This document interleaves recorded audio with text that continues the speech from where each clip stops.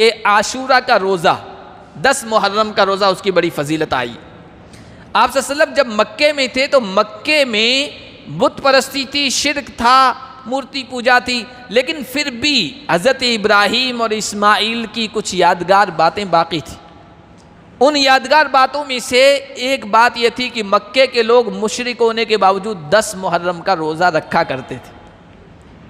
یہ آپ صلی اللہ علیہ وسلم کی زندگی میں تھا، اور آپ صلی اللہ علیہ وسلم نے بھی اس دن روزہ رکھا ہے مکے میں، اس لیے کہ آپ کا جو مزاج تھا، جو محمدی مزاج ہے، وہ یہ نہیں تھا کہ کوئی دشمن قوم ہے، اس کی اچھائی ہے، اس کو بھی نظر انداز کر دیں، اگنور کر دیں، نہیں۔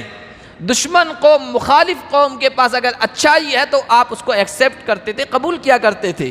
مکہ کے لوگ آپ کو ستاتے تھے، آپ کی زندگی اجیرن کی، ہجرت کرنے پر مجبور کیا، لیکن اس کے باوجود بھی ان کے اندر یہ اچھائی تھی کہ 10 محرم کا روزہ رکھا کرتے تھے۔ یہ ابراہیم اور اسماعیلی ملت کی یادگار تھی، نشان تھا۔ آپ صلی اللہ علیہ وسلم نے روزہ رکھا۔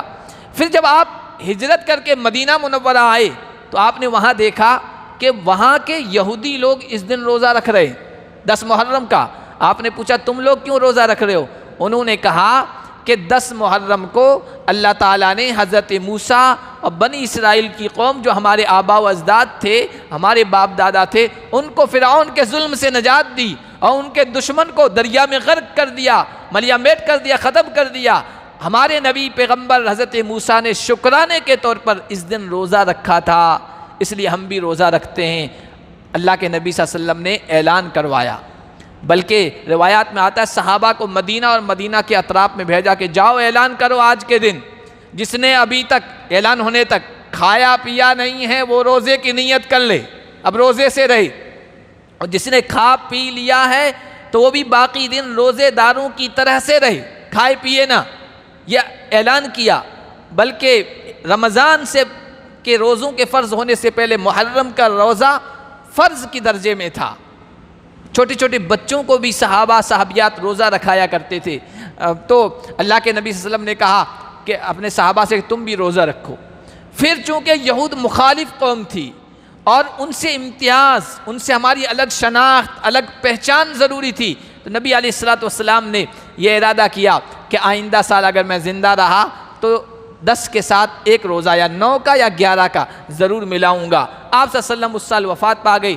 پھر آپ صلی اللہ علیہ وسلم نے اس روزے کی جو فضیلت بیان فرمائی وہ فرمائی کہ احتسب علی اللہ، اللہ کی ذات سے مجھے امید ہے کہ جو عاشورہ کا روزہ رکھے گا تو پچھلے سال کے گناہوں کی معافی مل جائے گی۔